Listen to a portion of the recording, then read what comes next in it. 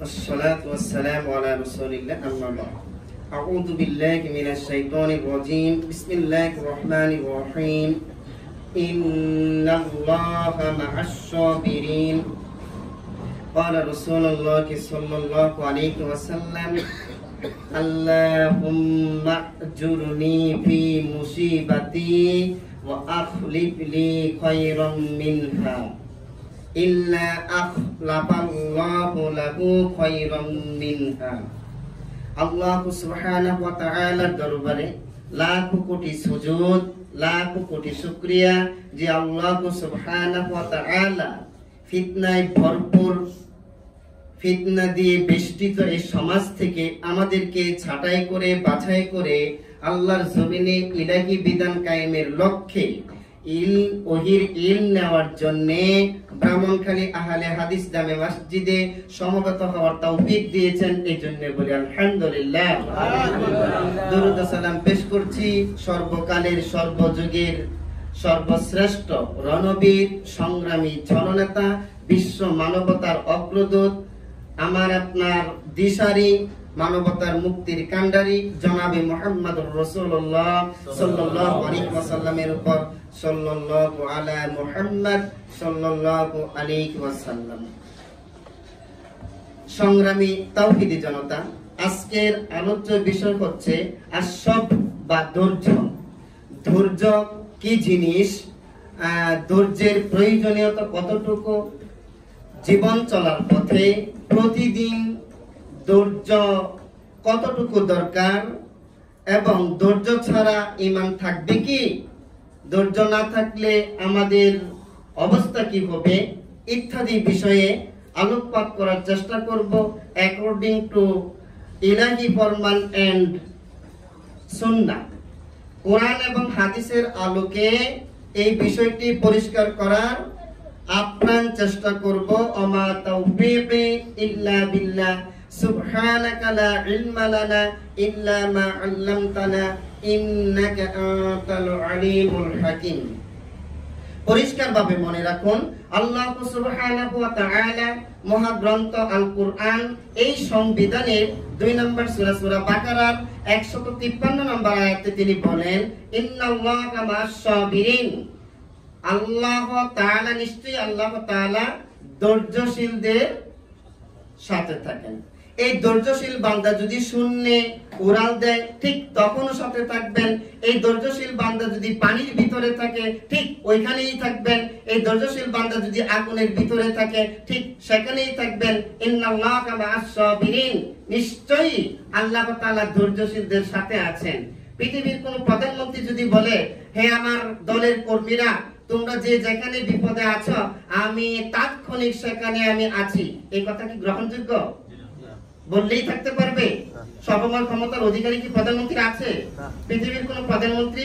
ঠিক এই পয়েন্ট থেকে বুঝতে পারবেন কার ক্ষমতা কতটুকু। ইন্নাল্লাহা মা'আস সাবিরিন, নিশ্চয়ই আল্লাহ তাআলা ধৈর্যশীলদের সাথে আছেন।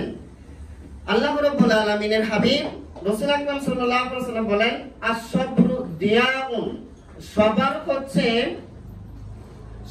হচ্ছে আলো। আলো ছাড়া মানুষ পথ চলতে পারে না।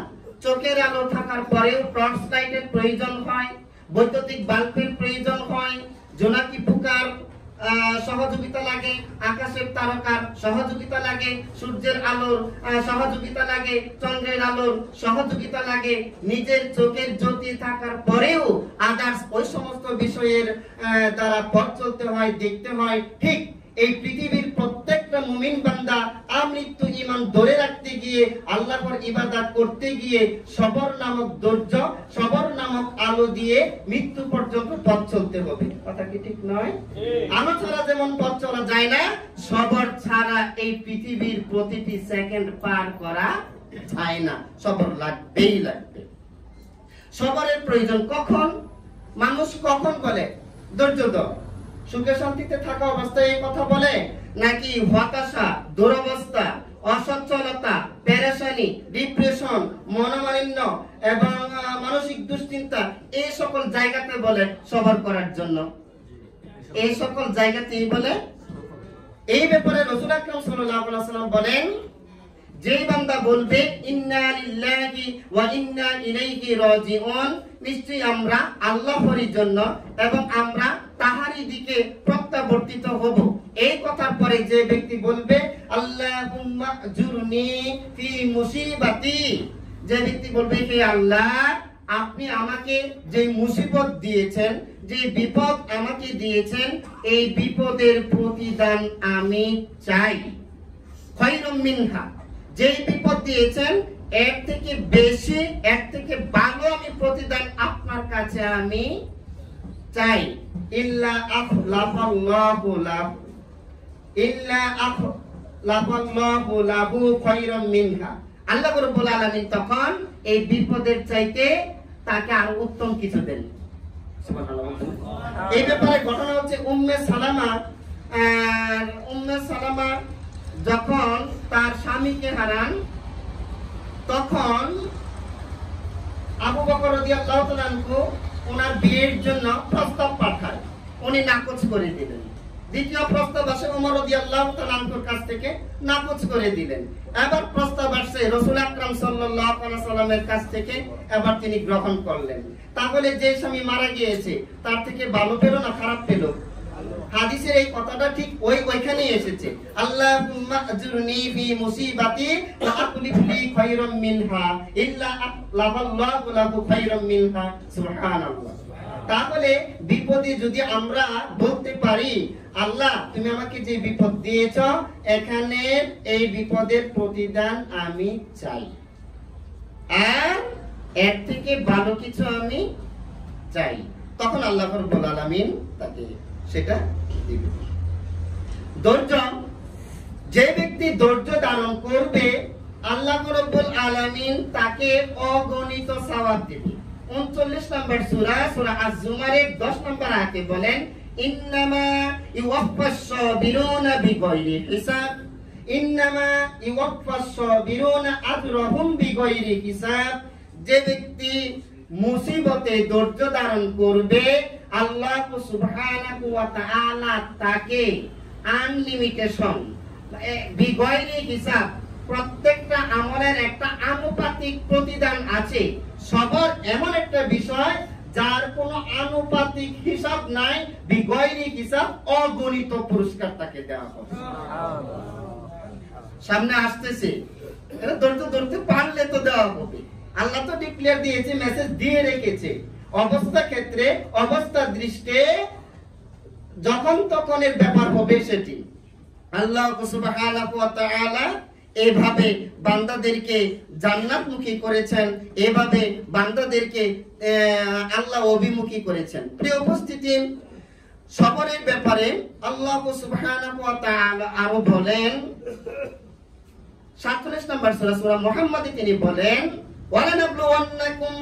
ওয়ালানাবলুওয়ান্নাকুম হাত্তা না'লামাল মুজাহিদিনা ওয়াস-সাবিরিন, ওয়ালানাবলুওয়ান্নাকুম, অবশ্যই তোমাদেরকে পরীক্ষা করা হবে, হাত্তা, ততক্ষণ পর্যন্ত, না'লামা, আল্লাহ জেনে না নেবেন, না'লামাল মুজাহিদিনা ওয়াস-সাবিরিন, কারা কারা জিহাদ করেছে। আর জিহাদ করতে গেলে বিপদ বেশি হয়, কারণ ডান দিক থেকে ফায়ার, বাম দিক থেকে ক্রস ফায়ারের হুমকি, উপর থেকে টিয়ার শেল মারা হবে, কাঁদানি গ্যাস মারা হবে, বোম্বিং হবে, ড্রোন হবে, সাউন্ড গ্রেনেড হবে, কত যে কিছু হবে। এই মুহুর্মুহু আওয়াজ, এই ধ্বনি, এই হৃদয় কাঁপুনিওয়ালা, এই দেহকে কম্পন করে দেওয়া, এই অবস্থায় বান্দার উপর বিপদটা অতিমাত্রায় আসে। সূরা মুহাম্মাদে আল্লাহ সুবহানাহু ওয়া তাআলা বলেন ওয়ালা নাবলুওয়ান্নাকুম হাত্তা না'লামাল মুজাহিদিনা ওয়াস-সাবিরিন, আমি বিশ্ব প্রতিপালক ততক্ষণ পর্যন্ত জেনে নেব যতক্ষণ না পর্যন্ত আমার বান্দাদের মধ্যে এই বিধান জমিনের বুকে কায়েমের জন্য কারা রণাঙ্গনে গিয়েছে আর ওই রণাঙ্গনের এই অবস্থার প্রেক্ষিতে ধৈর্যের পরিচয় দিয়েছে। প্রিয় উপস্থিতি, আমরা অনেক সময় বিপদে অধৈর্য বলি আল্লাহ আমাকে কেন মৃত্যু দেয় না, এই কথা বলা যাবে না, মৃত্যু কামনা করা যাবে না। বরং সে এতটুকু দোয়া করতে পারে যতক্ষণ পর্যন্ত আমার জীবিত থাকা কল্যাণকর হয়, হে আল্লাহ তুমি আমাকে এই পৃথিবীর বুকে ততক্ষণ পর্যন্ত জীবিত রাখো। আর যখন আমার মৃত্যুটা কল্যাণকর হয় আপনি তখন আমার মৃত্যুটা দিয়ে দিবেন, তারপরে বলা যাবে না আল্লাহ তুমি আমার মৃত্যু দাও। সুবহানাল্লাহ। ইসলাম কত সুন্দর জিনিস। প্রিয় উপস্থিতি, তাহলে ধৈর্য বান্দাকে গুনাহমুক্ত করে ফেলে। আল্লাহ সুবহানাহু ওয়া তাআলার হাবিব রাসূল আকরাম সাল্লাল্লাহু আলাইহি ওয়াসাল্লাম বলেছেন, বান্দার পায়ে যদি একটা কাঁটাও বিদ্ধ হয়, এই কাঁটা বিদ্ধ হওয়ার কারণে তার থেকে গুনাহ আল্লাহ ঝেড়ে ফেলে দেন। বান্দার উপরে একের পর এক মুসিবত আসতে আসতে আসতে আসতে স্বর্ণ যেমন পুড়তে খাদ বের হয়ে যায়, স্বর্ণের সাথে লেগে থাকা যে ধুলিবালি উচ্ছিষ্ট অংশ লেগে থাকা যে আদার্স পদার্থ, এটা যেমন পুরার কারণে সেটা পরিচ্ছন্ন হয়ে যায়, বান্দাকে একের পর এক বিপদ দিতে আর তার ধৈর্য ধরতে এক প্রকারে নিষ্কলুষ ভাবে গুনাহমুক্ত ভাবে বান্দা তার রবের সাথে সাক্ষাৎ করে। এর নাম ধৈর্য। দ্যাটস কল্ড সবর। প্রিয় উপস্থিতি, তাহলে ধৈর্য আমাদেরকে কিভাবে ধরতে হবে? আল্লাহ রাব্বুল আলামিন ধৈর্যের ক্ষেত্রগুলি আমাদেরকে একদম আইডেন্টিফাই করে দিয়েছেন। 2 নম্বর সূরা বাকারার 155 নম্বর আয়াতে বলেন, ওয়ালানাবলুওয়ান্নাকুম বিশাইইন মিনাল খাউফি ওয়াল জু'i ওয়া নাকসিন মিনাল আমওয়ালি ওয়াল আনফুসি ওয়াস সামারাত ওয়া বাশশিরিস সাবিরিন। ওয়ালানাবলুওয়ান্নাকুম বিশাইইন মিনাল খাউফি, আমি তোমাদেরকে অবশ্যই কিছু বিষয়ে আমি পরীক্ষা করব। বিশাইইন মিনাল খাউফ, কিছু বিষয়ে আমি তোমাদেরকে পরীক্ষা করব। মিনাল খাউফ, ভয় দিয়ে। কি দিয়ে? ভয়। একটা ছোট বাচ্চা ছাগলের বাচ্চাকে দেখে সে ভয় পায়, নাচ মারে। একটা ছোট বাচ্চা কুকুরের ঘেউ ঘেউ শব্দ শুনে ভয় পায়। একটা ছোট বাচ্চা বা একটা মানুষ বাঘ দেখলে ভয় পায়। এই ভয় কি সেই ভয়? জি না। অর্থাৎ ঈমান নিয়ে সমাজে টিকে থাকতে হলে এই অবস্থায় টিকতে দিবে না সমাজের ডান বাম সম্মুখ পশ্চাতের যে তাগুত মার্কা লোক রয়েছে, ফেরাউনের নব্য উত্তরসূরি যারা রয়েছে, আবু জাহেলের চেলাচামুন্ডা যারা রয়েছে, তারা আপনাকে ভয় দেখাবে, এই আমার কর্মী হ, আর না হয় ব্ল্যাক লিস্টে নাম ফেলে দিব। আমার কর্মী হ, নতুবা তোদের পরিবারের কারো চাকরি হবে না। আমার কর্মী হ, না হলে বাজারে ভালো ব্যবসা করতে পারবে না। সকালে যাবে একজন চাঁদাবাজ, দুপুরে যাবে আরেকজন, রাত্রে যাবে আরেকজন। 3 দিনের মাথায় বলবে আমি মর্নিং ইভিনিং নাইটিং আমি কোন টিঙে আমি চাঁদা দিতে পারবো না, আমি ব্যবসা নিয়ে আমি বাড়িতে বসে থাকি। ব্যাপারটা তেমন হবে। ওই যে দানব শক্তির ভয়, ওই যে তাগুত মার্কা লোকের যে ভয়, এই যে হুমকি ধমকি, এমন ভয়ের মধ্যে কে টিকে থাকতে পারে? আল্লাহ রাব্বুল আলামিন ওই কথা বলেছে, ওয়ালানাবলুওয়ান্নাকুম বিশাইইন মিনাল খাউফি ওয়াল জু'i, ক্ষুধা দিয়ে। যখনই ব্যবসা এটা কি লাটে উঠবে, যখনই আর কোনো পথ পাওয়া যাবে না, ঈমান নিয়ে বৈধভাবে হালালভাবে কিভাবে চলা যায়। 3টা মেয়ে 2টা ছেলে, ভার্সিটিতে পড়ে, কলেজে পড়ে, মেয়েকে বিয়ে দিয়েছি, শ্বশুর বাড়িতে কিছু দিতে হবে। এই যে চতুর্মুখী একটা অবস্থা, এমন একটা দারিদ্র্যের, এমন একটা অভাব অনটনের ব্যাপার দেখা দিবে, ঠিক ওই মুহূর্তে কে ঈমান ধরে রাখতে পারে? ওই পরীক্ষা। ওয়ালানাবলুওয়ান্নাকুম বিশাইইন মিনাল খাউফি ওয়াল জু'i ওয়া নাকসিন মিনাল আমওয়াল, এবং মালের ক্ষয়ক্ষতি দিয়ে। হঠাৎ করে আগুন লেগে গিয়েছে, আল্লাহ আমাকেই দেখেছে, 50 বছরে যে সম্পদগুলি আমি জমা করেছি, অথবা আপনি গাউসিয়ার বিশাল কাপড়ের দোকানদার আপনি বা মালিক, এক আগুনে আপনার 10 কোটি টাকার কাপড় পুড়ে গিয়েছে, অথবা আপনি অনেকগুলো ফসল করেছেন, বিশাল বিঘা বিঘা দান করেছেন, এই যে আগুন না বাতাস আপনার ফসল পুড়ে গিয়েছে। এই কোটি কোটি মনের দান ক্ষতি হওয়াতে, এই স্তূপ কাপড় পুরাতে, এই যে মানের যে ক্ষতি ঘটেছে, আপনার দিব্যি ভার্সিটি থেকে পাস করে এসেছে, ছেলেটা মোটরসাইকেল অ্যাক্সিডেন্টে মারা গিয়েছে, কোটি কোটি টাকা দিয়ে মাত্র গ্রাজুয়েটেড কমপ্লিট করে আসছে, সে মারা গিয়েছে। তাহলে সন্তান হানির ঘটনাটি, কাপড় পুড়িয়ে যাওয়ার ব্যাপারটি, দান নষ্ট হওয়ার ব্যাপারটি, এমন কঠিন অবস্থানে আমার আপনার ঈমান কি কাজ করে, স্থির কিংবা অটল থাকতে পারে কিনা, এটা দিয়ে আল্লাহ পরীক্ষা করবে। ওয়ালানাবলুওয়ান্নাকুম বিশাইইম মিনাল খাউফি ওয়াল জু'i ওয়া নাকসিম মিনাল আমওয়ালি ওয়াল আনফুসি, এবং জীবন নাশের ব্যাপার দিয়ে একের পর এক আপনার পরিবারের মানুষগুলি মেরে ফেলা হচ্ছে, কিডন্যাপ করা হচ্ছে, আপনার কাছ থেকে টাকা দাবি করতেছে। দেখ, স্কুল থেকে ফেরার পথে তোর 2 জন ছেলেকে আটকে রাখা হলো, 1 ঘন্টার ভিতরে 5 কোটি টাকা নিয়ে অমুক জায়গায় না আসলে তাহলে অবস্থা শেষ করে দিব, এবং বাকি ছেলেকে ধরার জন্য আমার লোক বাড়ির পাশে সেট করা হয়েছে। আইনের আশ্রয় নিলে অবস্থা ভালো হবে না, ব্যাকতিক হবে। এইরকম ভাবে জীবনের আশঙ্কা দেখিয়ে, প্রাণনাশের আশঙ্কা দেখিয়ে আপনাকে পরীক্ষা করা হবে। ঠিক এই অবস্থায় আপনার আমার ঈমান কতটুকু, এটা দিয়ে আল্লাহ পরীক্ষা করবে। মিনাল আমওয়ালি ওয়াল আনফুসি ওয়াত থামারাত, এবং ফসলের ক্ষয়ক্ষতি দিয়ে আপনার পেঁপে বাগান, গাছে পেঁপে ধরেছে, কলা বাগান বড় বড় কলার ছড়ি ধরেছে, কাঁঠাল বাগান বড় বড় কাঁঠাল ধরেছে, আপেল বাগান কি সুন্দর দেখা যাচ্ছে, আপেল বড়ই বাগান কত চমৎকার, ফুটন্ত এক গোলাপের মতো। এই ফলের বাগানগুলি একবারে 280 মাইল বেগে ঝোড়ো হাওয়া এসে সব মাটির সাথে মিশিয়ে দিয়েছে, ফসলের ক্ষয়ক্ষতি। দেখেন কত ব্যাপারগুলি একটা একটা করে আমি বললাম। ওয়ালানাবলুওয়ান্নাকুম বিশাইইম মিনাল খাউফি ওয়াল জু'i ওয়া নাকসিম মিনাল আমওয়ালি ওয়াল আনফুসি ওয়াত থামারাতি ওয়া বাশশিরিস সাবিরিন। এই সকল অবস্থায় যে টিকে থাকতে পেরেছে, ইন্নাল্লাযীনা ক্বালু রাব্বুনাল্লাহু তুম্মা ইসতাকামু তাতানাজ্জালু আলাইহিমুল মালাঈকাতু আল্লা তাখাফু ওয়া লা তাহজানু ওয়া আবশিরু বিল জান্নাতিল্লাতী কুনতুম তুআদুন। যারা বলবে আল্লাহ আমার রব, এই রব বলার পরে যারা টিকে থাকবে, ইস্তেকামত থাকবে, আল্লাহ রাব্বুল আলামিন তাদের ব্যাপারে বলেন, ওরা যখন মৃত্যুবরণ করবে জান্নাতি মালাইকা এসে বলবে আল্লাহ তাখাফু, ভয় পাসনি, ওয়ালা তাহজানু, চিন্তা করিসনি, ওয়া আবশিরু বিল জান্নাহ, জান্নাতের সুসংবাদ নে, আল্লাতী কুনতুম তুআদুন, যে জান্নাতের ওয়াদা তোমাদেরকে দেওয়া হয়েছে। এখন বলুন, এই অবস্থাগুলি টিকে থাকা সহজ না কঠিন? বৈধভাবে ব্যবসা করে দেখেন, ছোট একটা ফুটকার নিয়ে বসলে ওই ছোট ছোট পাতি নেতারা এসে, এই টাকা দে, বড় বাইরে চিনিস না, কার কাছে জিজ্ঞেস করে এখানে দোকান দিয়েছিস। এখান থেকে ফিরে গেছেন আপনি আরেক ব্যবসা করতে, ওইখানে গিয়ে দেখা আরেক দাজ্জালের চালা দাঁড়ানো। এই যে নানাবিধ অবস্থা, বলুন পরিবার নিয়ে, ঈমান নিয়ে টিকে থাকা কতটুকু কঠিন ব্যাপার।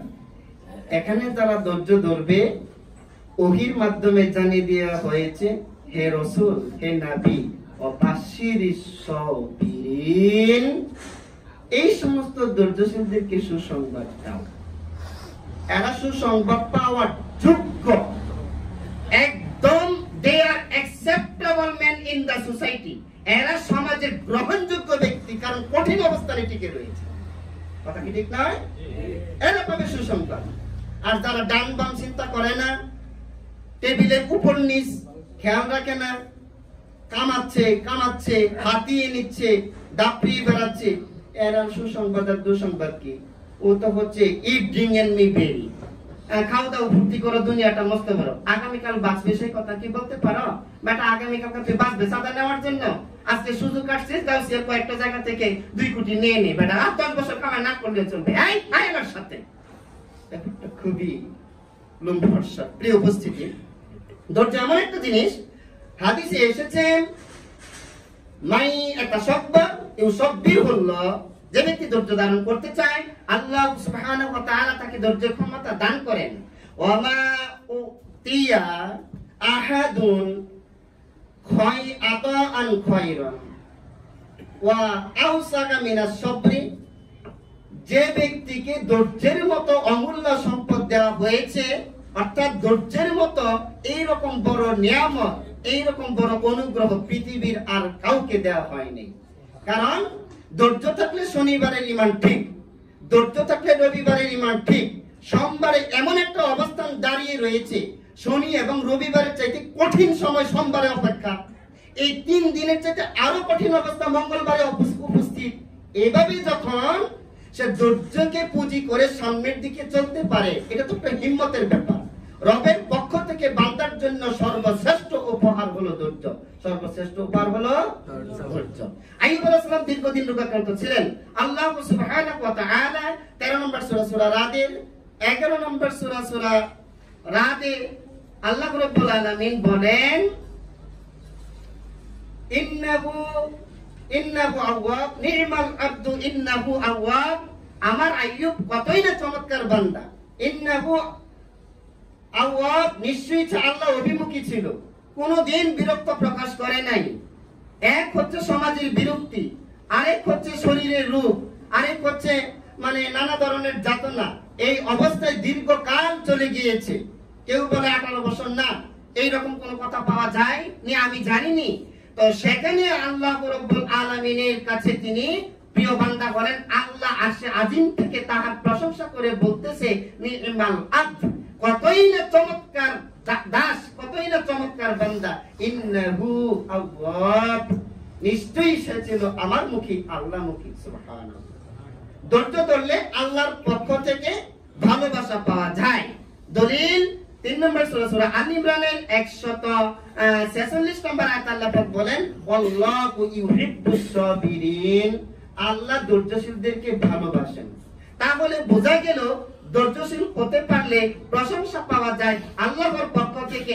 ধৈর্যশীল হতে পারলে আল্লাহ আমাদের সাথে থাকেন। ধৈর্যশীল হতে পারলে সবরের মতো নিয়ামত আল্লাহ আমাদেরকে দান করে।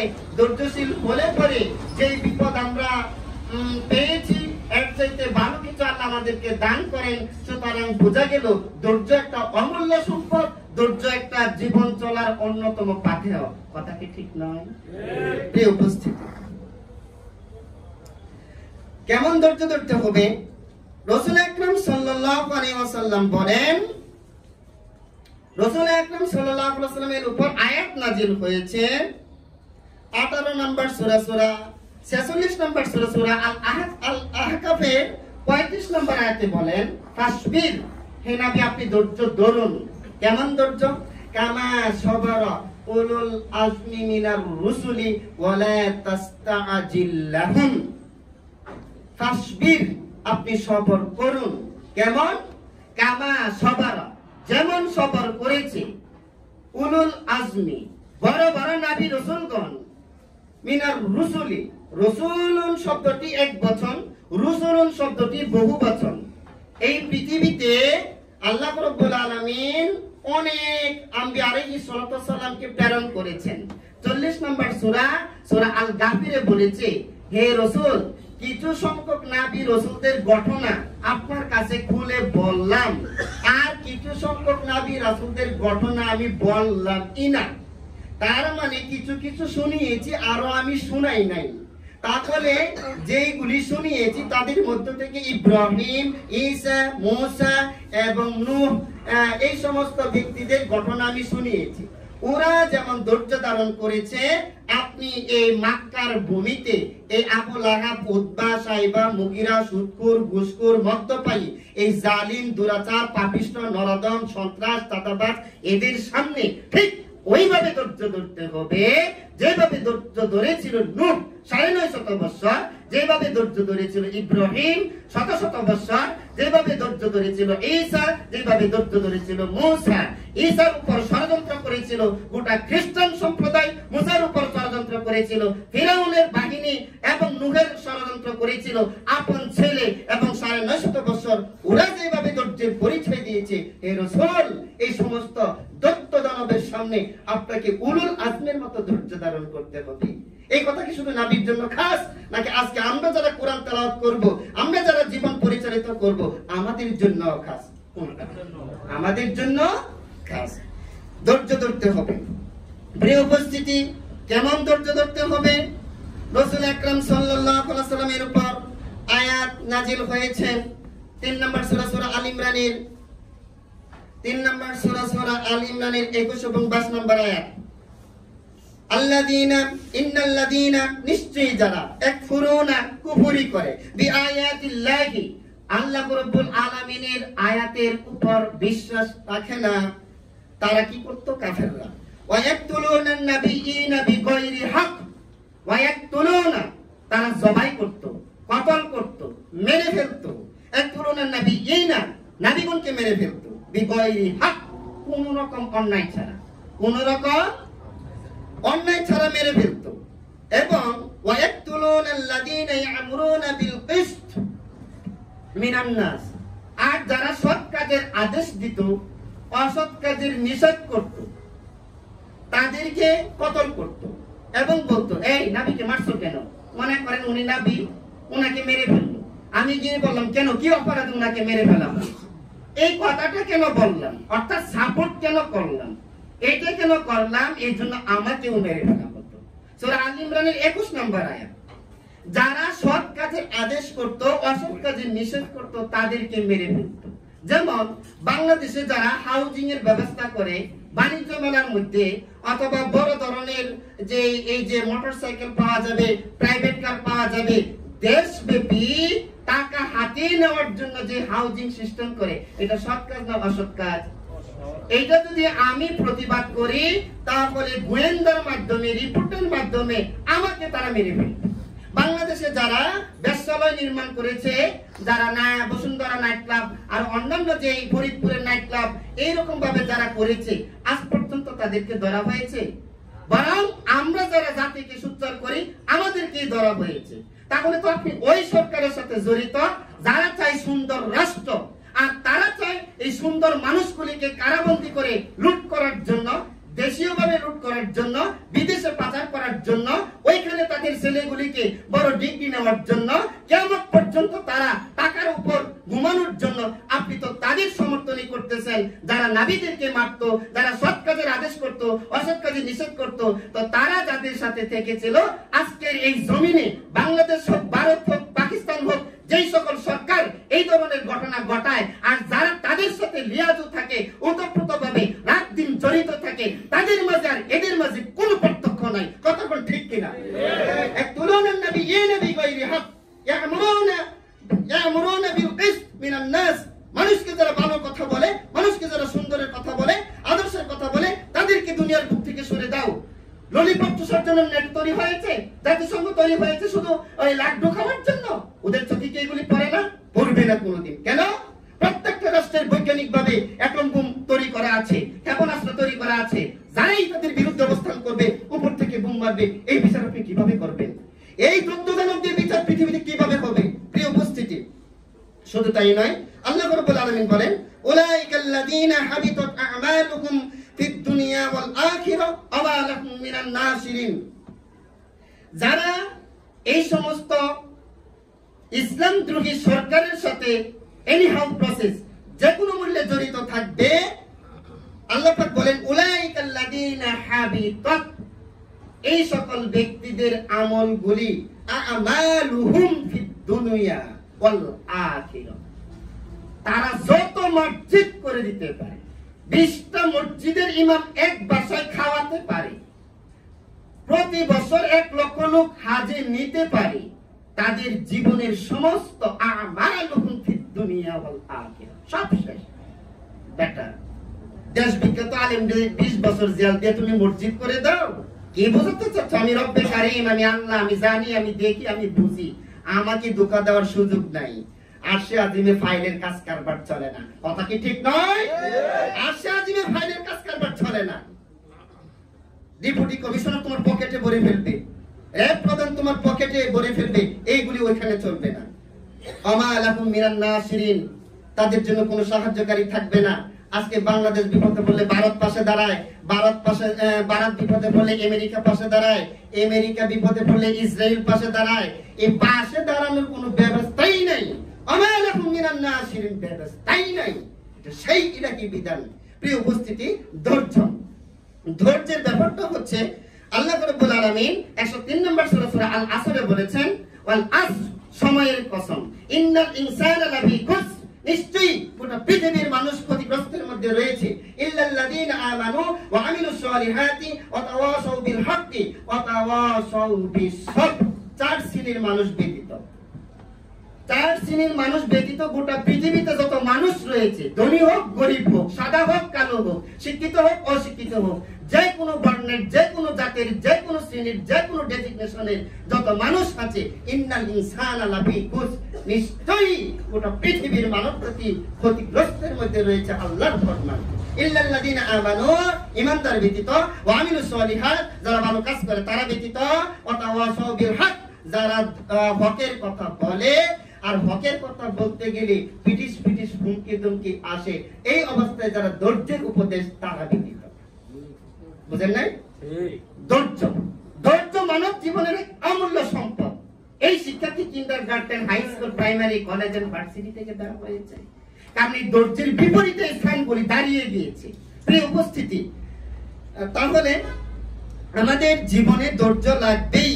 ধৈর্য ছাড়া আমরা এক মুহূর্ত ঈমান নিয়ে টিকে থাকতে পারবো না। প্রিয় উপস্থিতি, ধৈর্যশীল বান্দাদেরকে আল্লাহ রাব্বুল আলামিন জান্নাতে সালাম দিবে। কি দিবে? সালাম দিবে। সেটা কি? সালামুন আলাইকুম বিমা সাবারতুম ফানি'মা উকবাত-দার। যখন জান্নাতীরা জান্নাতে যাবে, গোটা জান্নাতের এই সমারোহ, এই রব রব, এই যে একটা আবেশ আমেশ, এই যে একটা প্রফুল্লতা, এই যে একটা চিত্তাকর্ষক নয়নাভিরাম, এরপরে দৃষ্টিনন্দন